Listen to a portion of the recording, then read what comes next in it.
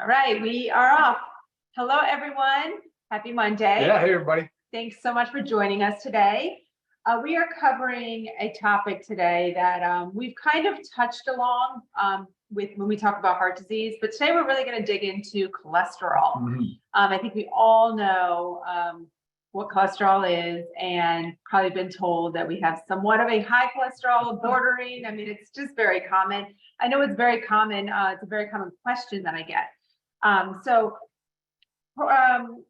Cholesterol, well, first of all, coronary heart disease is the most common type of heart disease, right? And high cholesterol is a contributor to that.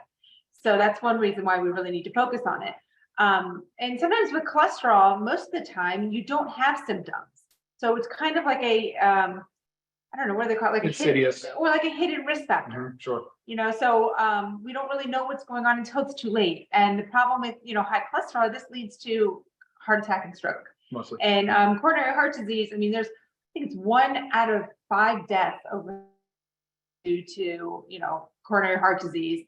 And really, I was just reading a statistic that adults over 20, 1 in 20 of adults over 20 have coronary heart disease. And that's pretty crazy, because now we're not just pushing along into the older population where maybe we think that we get, the common diseases and sicknesses. It happens at all ages, and it's really something that you need to be educated on, and you need to know your numbers. You need to work with your doctor to understand what's going on so you can help reduce your cholesterol and prevent it from increasing. So Ryan's gonna quickly give us maybe not quickly, but he's gonna give us the science and dig into all about cholesterol, and I'll try to intervene if anything gets a little bit too scientific. Yeah, thanks, Lisa. It's hard because this is a topic that we can dive deep on just one little area, and then we could spend a lot of time on the pharmacological options and the pros and the cons there, but we're gonna try to simplify it today. We're gonna run down sort of what it is, how it presents, some risk factors, what the therapy options are, and we'll kind of go through that to the best of our ability. But you're right, a lot of people deal with it, and of course there's some genetic component. So high cholesterol, it's also called dyslipidemia. It's also called hypercholesterolemia. Familial hypercholesterolemia is that genetic component, which I think you might have. I'm not sure. Yeah. Anyway, so those terms just describe an abnormal lipid panel. That's what your cholesterol panel is referred to as, because it's really just measuring cholesterol as a type of fat. So they call it a lipid panel. Whereas dyslipidemia is the most common. That's typically where you see all of your lipids. So your HDL is going to be considered low, your LDL will be high, your triglycerides will be high, total cholesterol high. And we'll talk about all those in just a quick second. But she nailed it, right on the head. It's the coronary artery disease part that we're most concerned about. So it all contributes to heart disease. And when you look at heart disease, like Lisa said, the #1 cause is CAD, coronary artery disease. And that's a buildup of plaque. That's what they call atherosclerotic disease. And actually, there's a term now for it, atherosclerotic cardiovascular disease, ASCVD. And that's the way that they're really kind of approaching this, because over time, high amounts of primarily LDLC, and we'll specify what those are in just a second, but that ultimately is what, over time, out of control LDLC, along with some inflammation, obviously, is what starts to develop and build up these plaques, and it sort of becomes more occlusive. It shrinks down the arteries, and ultimately potentially can lead to a break off. Some small fragment breaks off, lands in your heart or your brain, leading to, therefore, a heart attack or a stroke. So that's the type of stuff we're ultimately trying to prevent. And Lisa's spot on again with know your numbers. I mean, it's really just simple blood work. And also, too, it's not just the traditional panel that most doctors do. Right. You need to go a little bit deeper. You need to understand your particle size. I mean, let's talk about that. There's so many little parts to it. It's like everything's got a little letter, LDL for this, ApoB, I mean, little a, but you have to be with a physician, work with a physician that understands this and can really help you dissect it.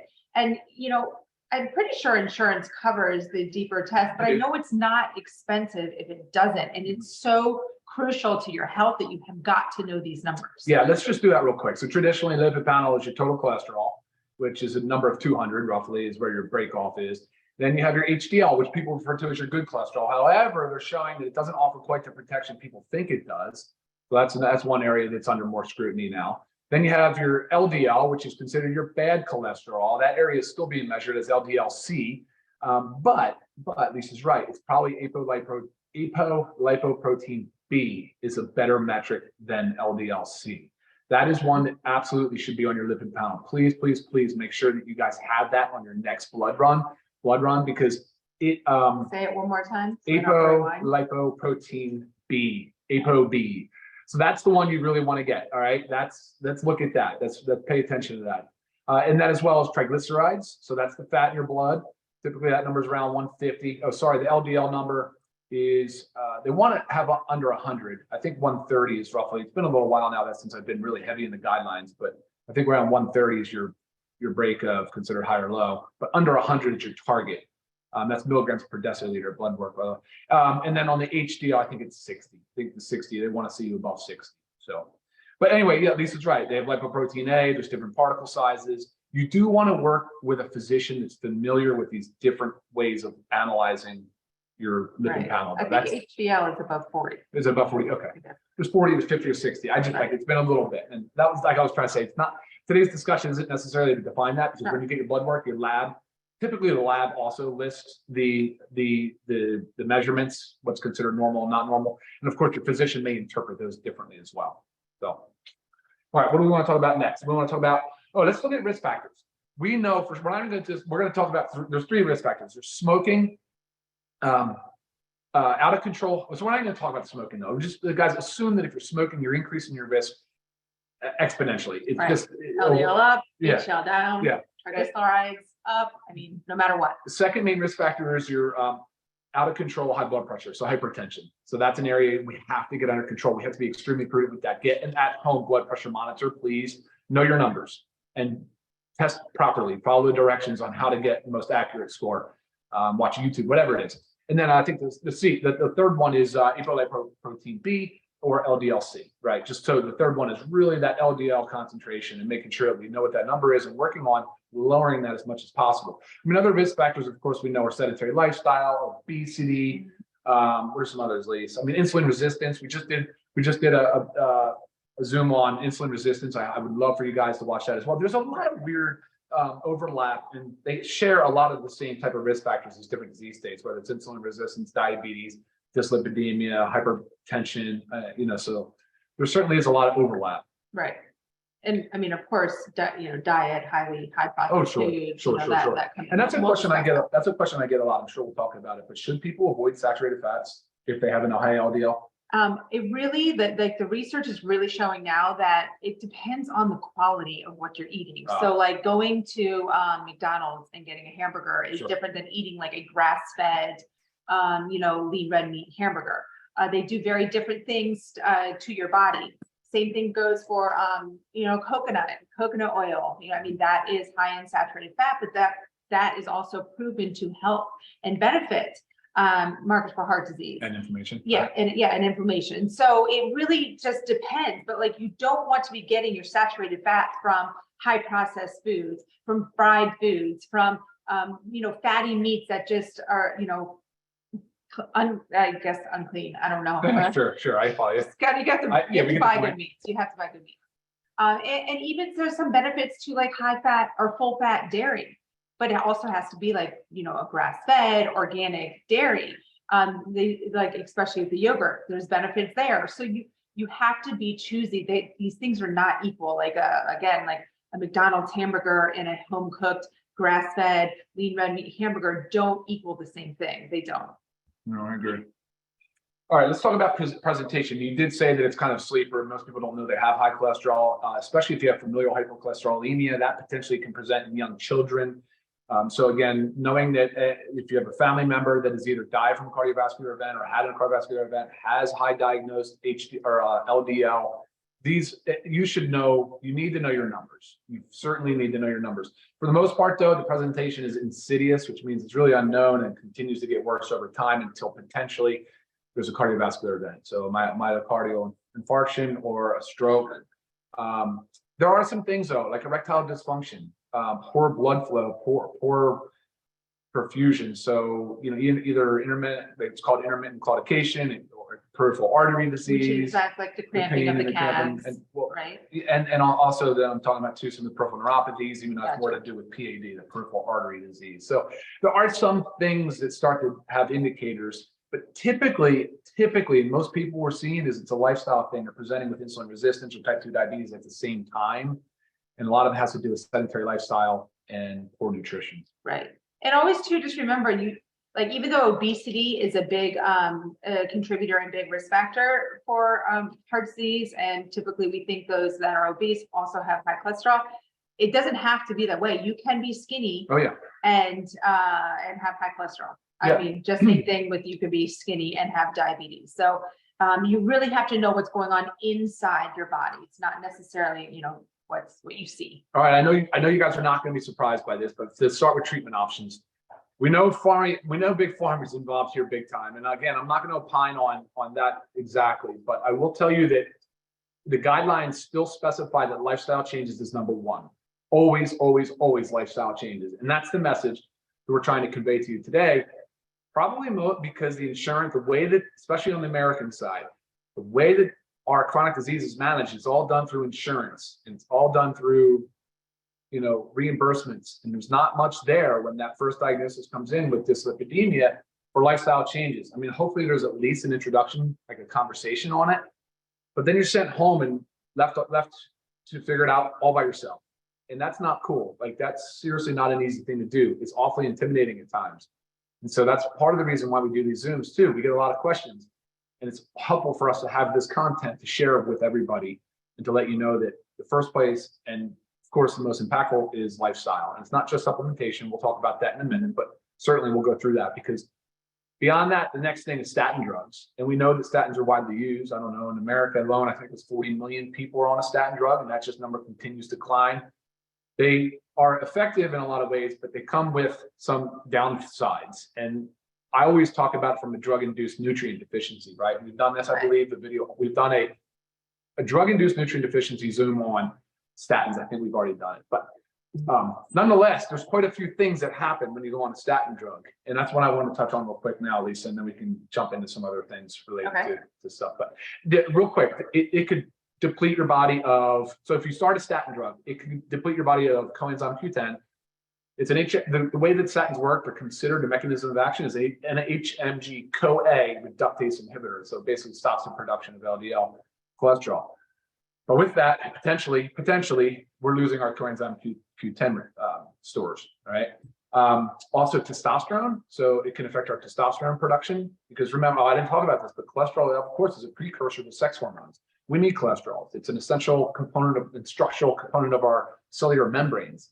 So, it's interesting, Lisa, LDL, like when kids were born, is like next to zero. And then, like, I don't know, in their early years, it's only like 10 or 20 milligrams per deciliter. And then over some stage in our life, it starts hitting. And we're undergoing the most rapid brain development and as a child in the first year of life, and second, third, and fourth, fifth. And so your LDL is so low. So for the people that say you need high LDL numbers, I'm sorry, I'm just not in that camp. Right. Yeah, I do support aggressive LDL lowering. I really do, but I want to do it as much as possible with lifestyle. Right. Right. So lowers, I said testosterone, because we know it's a precursor to sex hormones. Lowers vitamin D, right? We'll talk about that. That's an essential. We need our vitamin D. It lowers vitamin E, lowers selenium. I think that's it. Maybe a few others. Let me see if I have. Carnitine. Carnitine. Zinc, copper, and omega-3 fatty acids. So omega-3 fatty acids as well, which we'll talk about because of the factor form. Right. And even though, this statins do deplete certain minerals and they can have side effects within your body, it is still, it's very important to be on them if you need to be on them, because the risk. The risk reward. Yeah, sure. It's more important to have your cholesterol numbers down. What the goal is here is to really help you. Say you are on a statin or cholesterol lowering medication. Our goal here is to help you start to decrease naturally through lifestyle and supplementation. And that way you can work with your doctor. Maybe as your numbers start to decrease, then they can start to decrease your medication. And the end goal is eventually to be off the medication. And I've seen that before. Always, 100%. This is always doing this with your physician. I mean, my dad is one of them, you know, and but it's still a constant battle. Like he can't slip up. You know, what my dad is now off his medication for cholesterol, but if he starts to, you know, deviate into a little bit of maybe not eating as healthy, his numbers are going to go right back up. So you have to really maintain it with lifestyle. Lifestyle is so crucial. Cool. All right. What do we want to talk about next? So I just wanting to tie into lifestyle with our supplements, certain things that help to like decrease our LDL, increase our HDL, and also decrease our triglycerides. And some of those things can Did you say that correctly? I'm sorry, did I hear that properly? Decrease LDL, increase HDL, and decrease triglycerides, if I did not say that correctly. But one of the big things for LDL is high fiber foods, soluble fiber. Soluble. Thank you, fiber. And that's the acacia fiber in our coffee. We've added that in there. So that's just another benefit to our coffee. But you know, you can also get that with eating high fiber foods, your beans, oats, but always, you know, trying to make sure we're keeping a low carbohydrate diet as well with cholesterol. You need to get rid of all your bad saturated fats. And that's kind of what we just talked about, that like the junky foods of like your dairies and your sorry, I don't know. What are we talking about? No, your red meats and your dairy and your junk oils, right? You want to replace those with the beneficial stuff, the heart healthy stuff. So your grass-fed dairy, your grass-fed meats, your olive oil, your coconut oil, all those things beneficial. Omega-3s. This is fatty fish. So omega-3 fatty acids, actually, the FDA does have a position statement on where they say it's approved marketing or approved claim, health claim, to lower triglycerides. So that is absolutely one benefit of omega-3 fatty acids. There is a prescription drug on the market that does exactly that. Typically, the dose starts around 1 gram, so 1,000 milligrams of EPA and DHA. But truthfully, it's around 3 to 4 grams where it really starts to lower cholesterol. Right, which is what, you know, we always say you can increase. You should increase. Your factor 4, you know, we say 2 per day, but if you're really working on something, you can increase your dose. What is it, up to 8? Well, so 2 of these a day, like this is the dose. 2 a day is 1,000, basically just under 1,000 milligrams of EPA. Which is good maintenance. Good start. Good has good for inflammation, all that, but really you need to increase it to about 6 soft gels per day to get to the 3,000 milligram ballpark to start to lower your triglycerides. Right. So it's super important. And you know, we always struggle, like it's great to eat your fatty fish. I mean, I would eat salmon every single day of my life if I could, but we also know that our fish, our sea is not as, you know, clean as it was, and we can start to show buildup of mercury. So you also have to limit that. So that's where it's really great to be able to supplement. So I try to balance how much salmon I have a week, and I make sure I always get my factor 4. 0 trans fats, like 0, even the smallest amount is going to increase, can lead to increasing your LDL. That comes in your packaged foods, guys, like your Twinkies, all that junk that we like love, you know, to walk down those center aisles of the grocery stores, and they're all in there. They're filled with trans fats, and legally they're allowed to put on their 0 trans fat, even if there's like what, I think it's 0.5 something. I think it may be 0.5. So just remember those foods, the trans fat is made to increase the shelf life. So it lasts on the shelf longer. So if you see something like there, then it can last on your shelf for 6 months. Red flag, something's wrong. Years, probably. Right. I mean, exercise, crucial. You have got to exercise. Studies show that, especially high intensity interval training. And with high intensity interval training, that's where the most benefit is seen with your cholesterol. You don't have to do that, but more than 1 to 2 times a week. I'm not saying exercise only 1 to 2 times a week. Just incorporate that into your active lifestyle 1 to 2 times a week. Okay.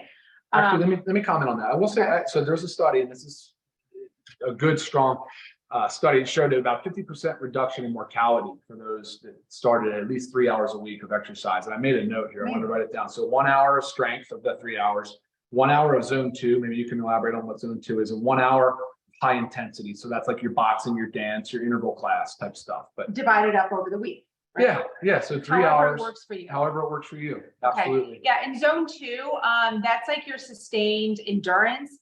So you can talk during it. It's not easy, but you're like, okay, yeah, you're having like little conversations. You're not full blown talking. So it's maybe a super light jog.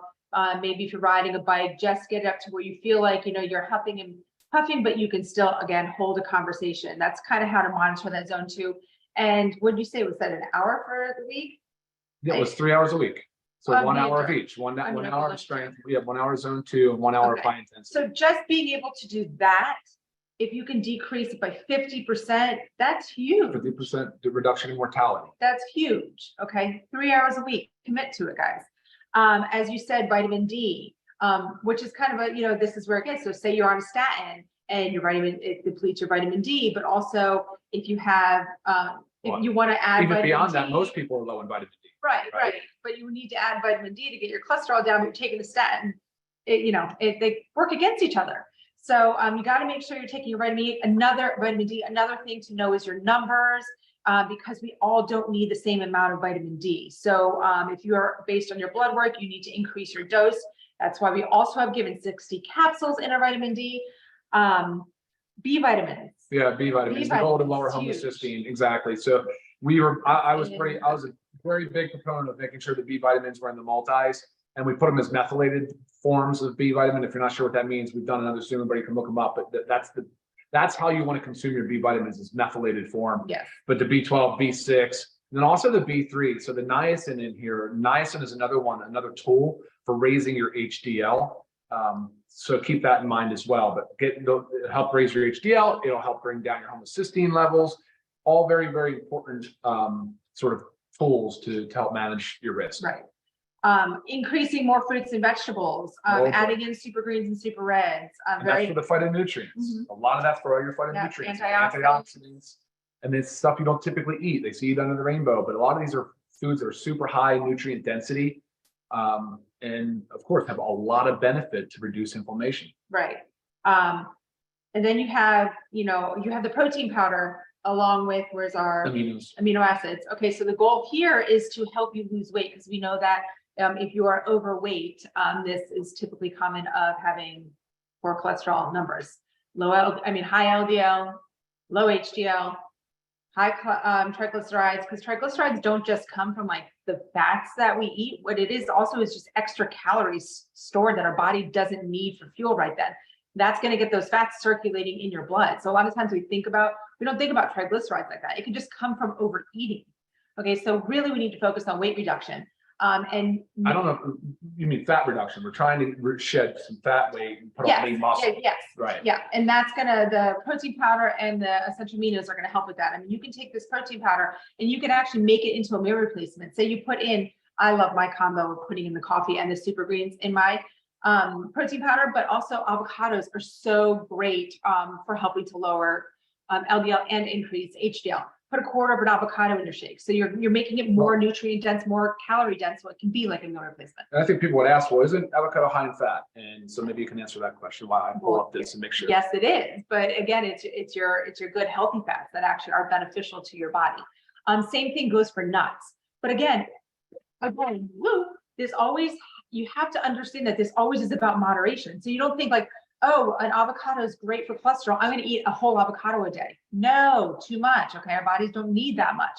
Quarter of an avocado. Nuts, don't just sit there with a bag of nuts or a jar of nuts and go to town. A serving of almonds is like 12 almonds. Count them out, guys. I mean, it looks kind of pathetic when you look at it, it's only 12, but that's the serving size. So you have to understand everything in moderation. So again, our protein powder and our essential aminos are here to help you put on muscle mass and decrease your fat mass, therefore helping you with your cholesterol levels. What else I had? There's benefits of the shiitake mushroom. Shiitake mushrooms are also proven to benefit cholesterol, again, in our coffee. Okay, I think that's what. Got everything? Yeah. All right, cool. Besides, I just want to let you know too, with triglycerides, I mean, 1 in 4 have increased triglycerides. So we might not think like, oh, man, that's not me. I mean, 1 in 4 people, 1 in 4 adults. So it's pretty common. What are those questions like? I did not read yeah, we covered actually. Yeah, there was nothing new. Okay, good. Yeah, we covered a lot. Good. We're good. I think we did great, Lisa. I think that was a good coverage. I really do. We touched on everything except magnesium, but again, that being involved in so many reactions in our body with 300, it has everything to do from sleep, stress, bone, high blood pressure. I mean, so it's another crucial one, because another pillar of health, again, is sleep. We get into that a lot, but that's a lot of times at night where your body starts to take out the trash from the day. So your cellular cleanup is going on. So a lot of what the shuffling around of particles of lipoproteins and cholesterol is nothing more than just that. It's removal of waste and recycling. So keep that in mind, that sleep is also a really important part of this process. But that exercise thing, hit that hard. And I mean, you don't have to go crazy. I'm just saying, start with that 150 minutes, or like we said, 3 hours a week. If you could get that, that'd be even better. But really start there. Make sure you're covering your nutrient gaps. Make sure you're aware of any drug-induced nutrient depletions from taking a statin drug. Make sure you know your cholesterol numbers. Ask for apolipoprotein B. If you're getting totaled, maybe you can seek out a new provider if you're just not happy with what you're hearing from your current providers. Online telemedicine platforms now, and there's functional health providers that can help you understand and can do a little bit more of a deeper dive into your lipid panel. So all very important stuff. Watch out for your insulin resistance, because that is also another big one that contributes to heart disease. But get on the other Zoom and listen up about the type 2 diabetes, insulin resistance. I think this one's a great one. We had the blood pressure one. We had one on high blood pressure, because like you heard me say, one of the top 3 risk factors is out of control high blood pressure. So know your numbers. You can do it easily. Blood pressure, cholesterol is an easy blood panel. Lisa said vitamin D is easy. I mean, you can get your insulin resistance done. It's a little harder because it's the oral glucose tolerance test. We talked about it. That's a big one though. So guys, that's the takeaway. I know it's not also super simple, but truthfully, once you start incorporating some of these simple lifestyle measures into your daily routine, it just becomes second nature. And honestly, along the way, I feel like you get better and well and more informed. And you just, I think then you know more, right? So, yeah, you're your own advocate for your healthcare. You need to take charge. You cannot rely on anybody else. And right here, we really have our ultimate wellness pack, guys. You can always add the coffee, you know, into it. And we designed it for this purpose. We designed it because it's for health and wellness. It's not like one thing that's a quick fix. It's overall lifestyle, overall health and wellness. So make sure you get yours today and start reaping the benefits. Any further questions, always available via email. All right, you guys rock. Have a great day. Bye, guys. See you next time. Eventually here, you'll find it.